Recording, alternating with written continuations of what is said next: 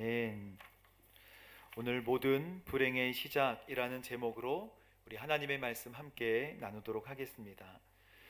여러분, 창세기 1장과 2장은 세상의 창조와 사람의 창조에 관하여 하나님께서 우리에게 말씀하십니다. 우리는 어디서부터 왔고 어디로 가는지에 대한 내용을 창세기 1장, 2장을 보면 알 수가 있습니다. 3장은 드디어 죄가 무엇이고 죄가 어떻게 들어왔는지에 대해 말씀하고 있습니다. 여러분, 죄는 우리가 하나님 앞에 멀어지는 것, 우리가 하나님 앞에 등 돌리는 것이 죄라고 오늘 말씀하시고, 죄의 그 속성은 불순종이라는 것을 말씀하십니다. 바로 이 불순종 때문에 여러 가지 죄악들이 우리에게 파생되는 것이고, 그래서 이 불순종의 죄는 한마디로 관계를 깨는 죄들이에요. 모든 관계를 깹니다. 하나님과의 관계를 깨고, 사람과의 관계도 깨고, 자연과의 관계도 깨고, 이렇게 안타깝게 죄를 짓게 되는 것이죠. 그러나 오늘 왜 이렇게 안타깝게 죄를 지을 수밖에 없었는가에 대해 하나님 말씀하시는 게 아니라, 죄가 뭔지, 그리고 죄가 왜 이 세상으로 들어오게 되었는지에 대하여 하나님께서 우리에게 창세기 3장 말씀을 통해 알라고 하십니다. 이 문제는 오직 성경만 답할 수 있어요. 여러분, 1절 말씀을 다시 한번 읽어볼까요? 시작. 여호와 하나님께서 만드신 들짐승 가운데 뱀이 가장 교활했습니다. 그가 여자에게 말했습니다. 정말 하나님께서 동산의 어떤 나무의 열매도 먹으면 안 된다라고 말씀하셨느냐? 여러분, 이 말씀 1절을 읽으면서 유혹하는 유혹자가 도대체 누구냐라는 것을 먼저 우리가 파악을 해봐야 합니다. 뱀이 가장 교활했죠. 그런데 인류의 이 타락은 뭐부터 시작하냐면 유혹부터 시작합니다. 유혹이 있는 곳에 죄가 시작되는 거예요. 뱀이 하와를 유혹합니다. 많은 사람들이 유혹에 관하여 논의를 하지만 이 유혹을 누가 하느냐에 우리는 집중해야 합니다. 뱀 뒤에는 누가 있어요? 사탄이 있는 것입니다. 사탄은 원래 하나님이 창조하신 천사였습니다. 원래 선한 존재로 지음받았고 다른 피조물보다 월등히 우수했어요. 그리고 아름다운 존재였다고 성경이 기록하고 있습니다. 하나님을 찬양하고 예배하는 그룹으로 지음을 받았어요. 원래 사탄은 그런 존재였습니다. 그러나 하나님과 같아지려는 교만 때문에 하나님께 불순종을 하게 되고 대항하는 죄를 짓고 쫓겨난 타락한 존재가 되었는데, 여러분, 이 말씀은 이사야 14장과 에스겔 28장을 통하여 잘 알 수가 있습니다. 특별히 에스겔 28장 말씀에 보면 두로 왕에 대한 이야기, 두로 왕에 대한 심판의 이야기이지만 결국 사탄의 존재에 관하여, 그리고 사탄이 어떤 존재인지를 설명하고 있는 내용이 바로 에스겔 28장 내용입니다. 이 세상에서 왕노릇을 하고 그리고 모든 악한 일의 배후에서 역사하고 있는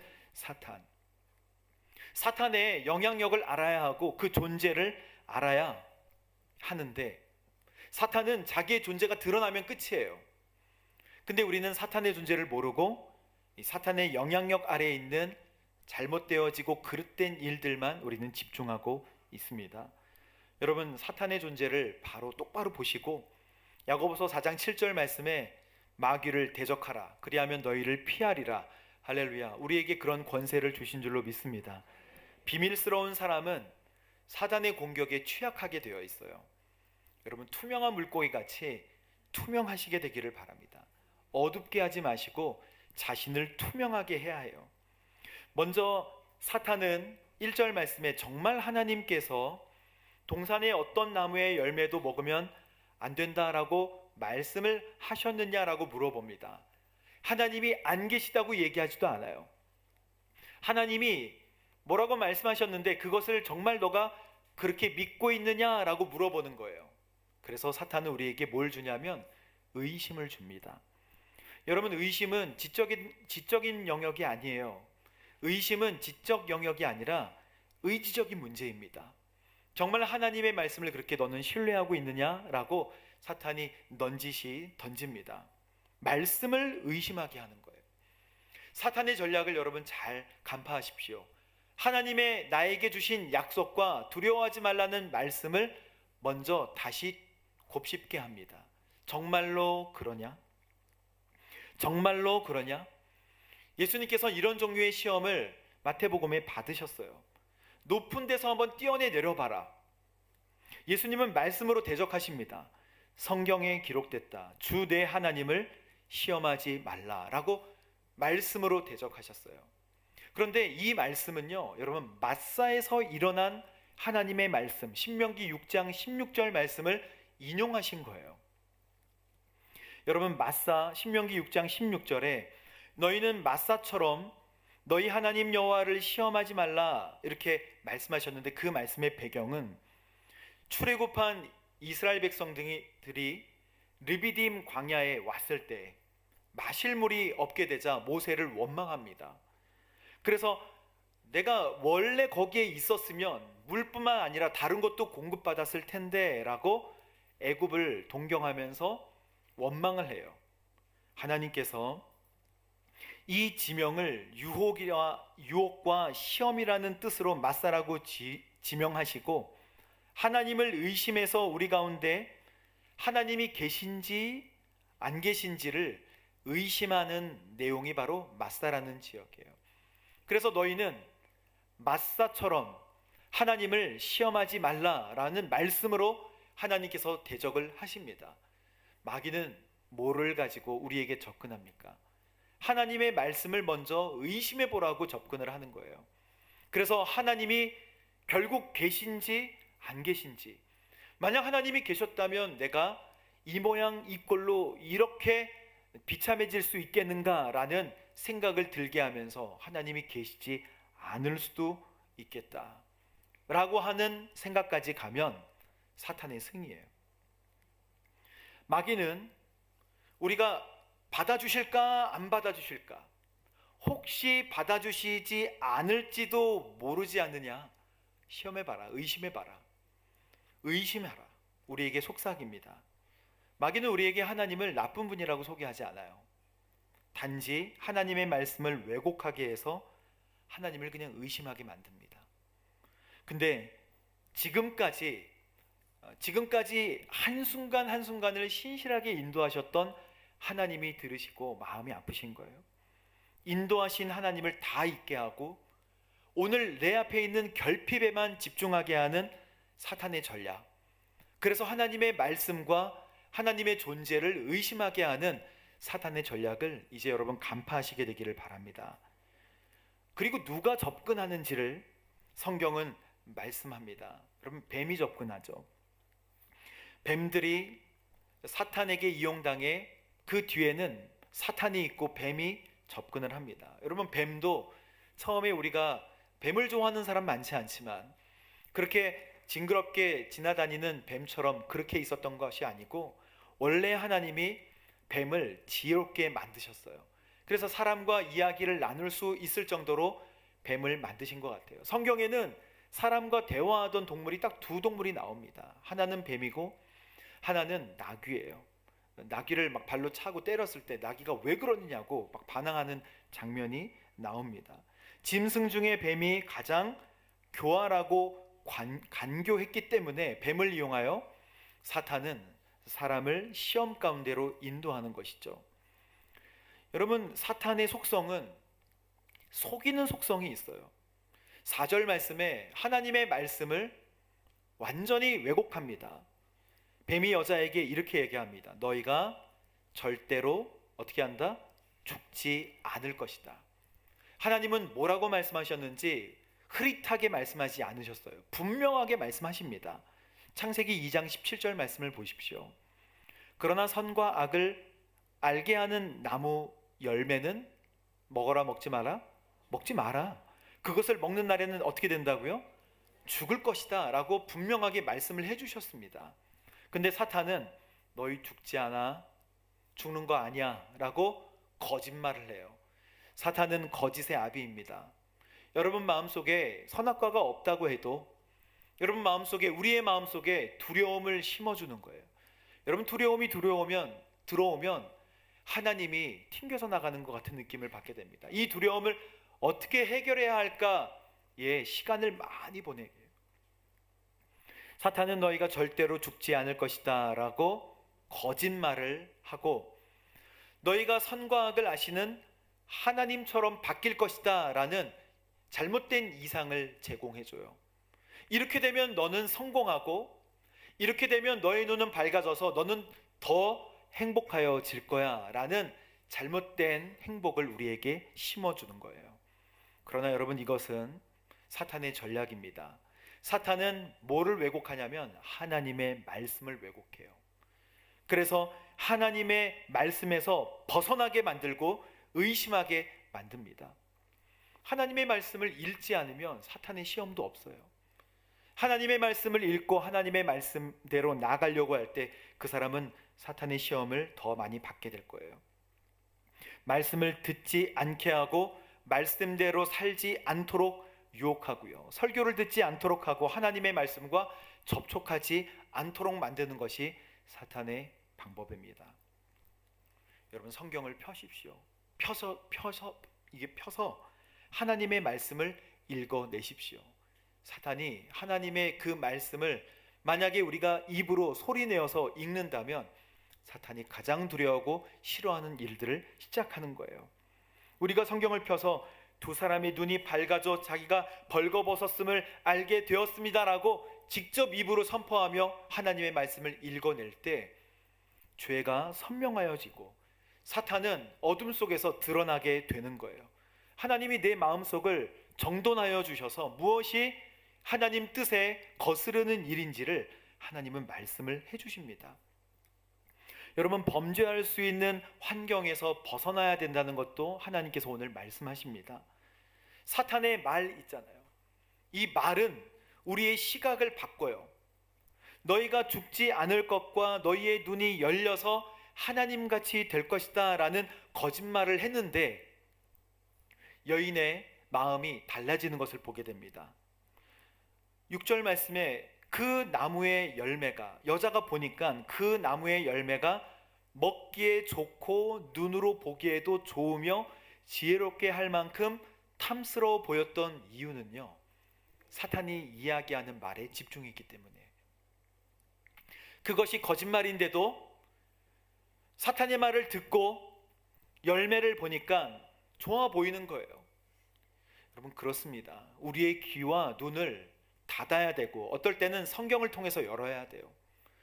여러분, 홈쇼핑을 자주 보십니까? 많이 보시는 것 같은데요. 홈쇼핑을 보면, 홈쇼핑 처음에 저의 낙은 주일날 저녁에 홈쇼핑을 보는 거였어요. 주일날 힘들게 이제 집에 돌아가서 다 씻고 홈쇼핑을 켜면 이제 홈쇼핑의 쇼호스트가 이야기를 합니다. 여러분, 이 제품은 뭐고요? 그럼 전 평가를 해요. 저걸 저렇게 설명하면 안 되지. 이렇게 더 해야 설득력 있게 해서 사지. 그런데 어느 날 1시간 정도 지나고 나면 제가 그 옷을 사고 있더라고요. 그걸 좋아합니다. 그렇게 설득해서 나를 설득해봐. 내가 그 옷을 사게 필요하도록 만들어봐. 처음에는 전혀 필요하지 않다고 생각했는데 쇼호스트는 나의 다양한 생활 환경에 점차 이 옷은 당신에게 필요할 거야. 이 제품은 지금은 필요 없지만 앞으로는 필요할 거야. 이 제품은 언젠가는 꼭 유용하게 사용하게 되는 물건이야. 당신이 못 쓰면 당신 자녀에게 주면 되지? 이런 생각도, 내가 나한테 안 맞으면 내 자녀에게 주고 아내한테 주면 되지? 이런 생각까지 만들면서 생각을 바꾸는 거예요. 그게 처음에는 마음에 안 들었다고 해도 먹기에 보고 눈에 보기도 좋으며 지혜롭게 할 만큼 탐스럽게 만드는 것은 뭐에 기울였기 때문에? 사탄의 말에 귀를 기울였기 때문에 그렇습니다. 여러분, 오늘 하나님의 말씀은 우리가 죄를 어떻게 이겨야 되는지에 대하여 말씀하고 있는데, 우리가 죄를 보고 사탄이 얘기하는 음성이라고 우리의 마음속에서 신호를 보낸다면 즉시 뒤돌아서라는 것을 말씀하고 계세요. 여러분, 7절과 8절 말씀에 보면 이제 그것을 따 먹고 그들의 눈이 밝아져 자신들이 수치스럽게 됐다는 성경의 기사를 우리에게 보여줍니다. 8절 말씀 우리 함께 읽어볼까요? 시작. 서늘한 바람이 부는 그날 동산을 거니시는 여호와 하나님의 소리를 듣고 아담과 그의 아내가 여호와의 낯을 피해 동산의 나무 사이로 숨었습니다. 여러분, 저는 이 말씀을 읽으면서 여러 가지 생각을 하게 되더라고요. 서늘한 바람이 부는 그날 동산을 거니시는 여호와 하나님의 소리를 듣고 사람은 그만큼 민감했다는 거예요. 그리고 하나님께서 동산을 거니시는, 하나님이 일정한 패턴에 따라서 우리와 만나 주셨다는 것을 저는 묵상을 했습니다. 그리고 서늘한 바람이 부는, 그러면 더운 때는 안 오셨나? 아니에요. 하나님은 우리와 교제하시는 거예요. 하나님은 우리와 항상 정해진 시간에 만나셨고 우리는 하나님의 음성을 언제든지 들을 수가 있었습니다. 여러분, 인간의 착각 중에 가장 큰 착각은 하나님을 피할 수 있다고 생각하는 착각이에요. 하나님은 이 공간 안에 안 계신 곳이 없어요. 이 공간 안에 충만하신 줄 믿습니다. 우리 마음속에도요. 하나님은 어디에나 계세요. 사람은 결코 하나님을 피할 수 없습니다. 하나님의 형상대로 지음받은 사람은 하나님의 영광을 위해 살아가야 합니다. 죄를 지은 후에는 그러나 자신을 위한 삶으로 바뀌는 거예요. 하나님과 동행하고 하나님의 영광을 위해 살아가는 우리의 성도들의 삶이 죄가 들어오는 순간 하나님을 등지고 나를 위한 삶으로 목표가 바뀐다는 것을 성경은 보여주고 있습니다. 하나님의 음성에 자신을 숨기는 자가 되었다는 거예요. 하나님의 음성을 실제로 피하게 됩니다. 선악과를 먹은 후에 본 것은 천국이 아니라 지옥을 본 거예요. 눈이 밝아져서 얻은 소득은 부끄러움을 보게 되고 또 부끄러움을 알게 돼 버렸어요. 죄는 수치감을 가져옵니다. 그리고 죄는 낮은 자존감을 가지고 와요. 그래서 내가 좋은 존재가 아니라고 계속 우리에게 죄 때문에 우리는 낮은 자존감 가운데 눌리게 되는 것이죠. 무화과나무 잎은 그들에게 정말 부끄러움과 고통과 목마름을 한꺼번에 선물합니다. 여러분, 아담과 하와는 나무 사이로 숨었잖아요. 이제 더 깊이 계속 숨어 들어갑니다. 죄를 지으면 숨고 싶은 거예요. 근데 죄는 죄를 낳는다는 것을 알아야 합니다. 죄를 덮고 숨기려고 하면 죄는 점점 더 커지고 점점 더 우리를 수치스럽게 만들어요. 그래서 죄를 숨기지 말아야 합니다. 여러분, 죄를 해결할 수 있는 방법은 딱 한 가지밖에 없어요. 예수님께 나와 치유를 받는 거예요. 예수님의 보혈로 우리의 수치와 부끄러움이 다 씻겨져요. 교회에 나와 기도하고 예배하기에 여러분 힘쓰십시오. 성경을 읽고 찬양하기에 힘쓰십시오. 예수님 앞에 나오면 우리의 수치와 저주와 심판들이 다 축복으로 바뀌게 됩니다. 우리가 죄 가운데 머물러 있을 때 나는 하나님 앞에 나갈 수 없어 라고 이야기해요. 저 여동생도 제가 지금 어려운 가운데 있지만 하나님 앞에 나와야 한다 라고 얘기하지만 나는 하나님이 마음속에 있어, 하지만 아직은 나갈 때가 아니야 이렇게 얘기하는데 그때가 나올 때예요. 그때가 하나님 앞에 엎드려야 할 때입니다. 하나님과 멀어지는 것이 죄의 상태고 하나님께 등 돌리고 불순종하는 것이 죄입니다. 여러분, 하나님께서는 아담을 부르시는데 이제 숨어있는 아담을 부르셔서 뭐라고 말씀하시냐면 내가 어디에 있느냐라고 말씀하세요. 그게 9절 말씀입니다. 내가 어디에 있느냐. 하나님은 우리를 포기하지 않으십니다. 죄를 짓고 숨고 우리의 몸을 감추어도 하나님은 반드시 우리를 찾아내시는 분이세요. 그게 바로 하나님의 사랑이에요. 하나님은 아담을 부르십니다. 하와를 부른 게 아니에요. 먼저 아담을 부르세요. 왜 아담을 먼저 부르셨을까요? 부부가 한 몸이고 아내의 실수는 남편이 책임지는 거예요. 여러분, 제가 이렇게 말씀드렸을 때 이거 이상한데 이렇게 말씀하시는 분들이 계세요. 아내의 실수는 남편이 책임을 지는 거예요. 아내의 실수, 하와의 실수를 하와에게 묻지 않고 아담에게 하나님 물으십니다. 근데 하나님께서 아담을 부르실 때 너가 어디 있느냐 이렇게 부르세요. 너가 지금 무슨 짓을 했는지 아느냐? 너가 지금 어떤 무슨 짓을 했는지 네가 아느냐라고 묻지 않으시고 너가 지금 어디에 있느냐 이렇게 물으십니다. 여러분, 이것은 인생의 근본적인 질문이에요. 하나님께서 우리에게 물으시는 것은 우리가 어딨냐는 거예요. 어느 자리에 있느냐는 거예요. 상실한 것은 우리가 지금 있는 주소를 상실한 거예요. 하나님 앞에, 하나님 곁에 있는 것이 우리 인생의 가장 중요한 목적임을 하나님께서 말씀하십니다. 만약에 도자기를 깨고 며칠을 잠적한 자녀가 있다고 생각해 보세요. 전화가 오랜만에 연결이 됐다고 하면 너 그 도자기가 얼마짜리인 줄 알아? 이렇게 얘기하시겠습니까? 아니에요. 너 지금 어디 있어? 그거잖아요. 만약에 그 도자기가 얼마짜리인 줄 알아? 이렇게 얘기하면 그 도자기가 너무 비싼 걸 거예요. 하지만 너 지금 어디에 있어? 그 자녀의 안전과 그 자녀의 안위를 걱정하고 너 지금 거기 있어. 내가 지금 당장 그리로 갈게.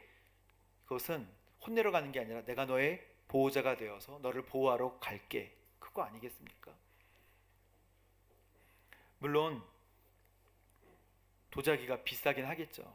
하지만 자녀가 연결이 안 되고 자녀가 잠적했으면 자녀의 안위가 중요한 것이고 너가 지금 어디에 있느냐라고 물어보는 것이 먼저입니다. 하나님께서 선악과를 따먹은 그가 수치를 알게 되고 하나님 앞에 불순종했지만 하나님께서 아담에게 물으시는 거예요. 너 지금 어디에 있느냐? 너 지금 너의 자리가 어디냐? 하나님께서 우리에게도 물으시는 거예요. 너 지금 어디에 있느냐? 너 지금 인생의 여정 중에 어디에 있느냐? 너는 내 옆에 있느냐? 아니면 너의 성경을 위해서 달려가고 있느냐라고 물으시는 거예요. 누가 여러분에게 아이덴티티를 묻는다면 당신은 누구입니까? 라고 묻는다면 저는 회사원입니다. 전 직장인입니다. 아니에요. 나는 하나님으로부터 와서 하나님의 영광을 위해 살다가 나의 아버지이신 하나님께로 돌아가는 인생입니다 라고 이야기할 수 있어야 된다는 것입니다. 그게 바로 하나님께서 우리를 만드신 목적이고 그게 바로 우리 하나님께서 우리에게 원하시는 인생의 여정인 거예요. 단순해도 행복할 수 있어요. 아이덴티티가 내가 누구냐라고 하는 것이 확실하다는 것은 내가 있는 위치와 주소가 확실하다는 거예요. 나는 부족하지만 하나님과 함께 동역하고 난 부족하지만 하나님과 함께 손잡고 살아가고 있습니다 라고 하는 아이덴티티. 아이덴티티가 확실하면 비전이 선명해지는 거예요. 내가 누구인지가 확실해지면 내가 무엇을 해야 하는지가 확실해지는 것입니다. 내가 애기 엄마면 여행 갈 때 나의 자녀를 먼저 생각하게 되잖아요. 그 방은 우리 자녀가 잘 수 있는가? 자녀의 먹을 것이 있는가? 따뜻한 물이 나오는가? 애기 엄마의 아이덴티티를 가지고 있으면 아기에게 맞춰주게 되는 거예요. 아이덴티티는 그만큼 나의 행동을 결정하게 돼요. 내가 하나님으로부터 온 하나님의 자녀, 나는 하나님과 동행하고 있어 라는 아이덴티티를 가지게 되면 내가 오늘 저녁에 무엇을 해야 하는지, 내일 아침에 내가 무엇을 계획해야 하는지가 분명하여지는 것입니다. 사랑하는 성도 여러분, 하나님의 자녀의 아이덴티티 갖게 되기를 주님의 이름으로 축복합니다. 그거예요. 탕자가 집을 나가는 순간, 그 순간부터 아버지는 탕자를 용서하고 기다렸어요.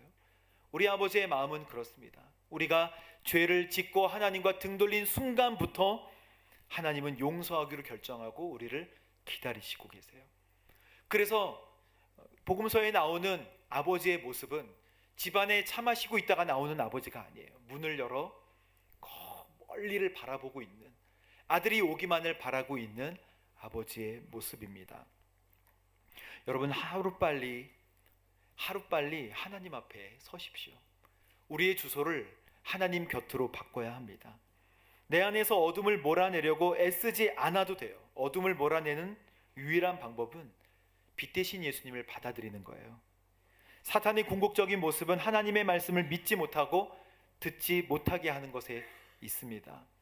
우리가 오늘 이 말씀, 모든 불행의 시작은요, 하나님께 순종하지 않는 것부터 시작하여 등 돌리는 상태가 죄 가운데 있는 상태라고 성경은 우리에게 말씀하십니다. 너희의 죄가 무엇인지를 알고 하나님께 불순종한 것이 죄고 도망치거나 멀어진 상태가 죄임을 알라. 하나님은 숨어있는 상태, 두려움의 상태에서 지금 벗어나게 되기를 간절히 원하십니다. 지금 너가 어디 있느냐? 왜 나를 피하느냐?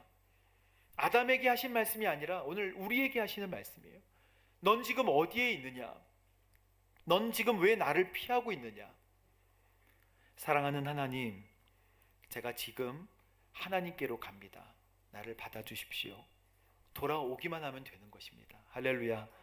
오늘 하나님께서 우리에게 죄에 관하여 말씀하시지만 하나님의 사랑에 관하여 말씀하시는 거예요. 이렇게 돌아오면 끝나는 거예요. 하나님께 서면 끝나는 것입니다. 죄를 알고 순종의 백성 되시기를 주님의 이름으로 축복합니다.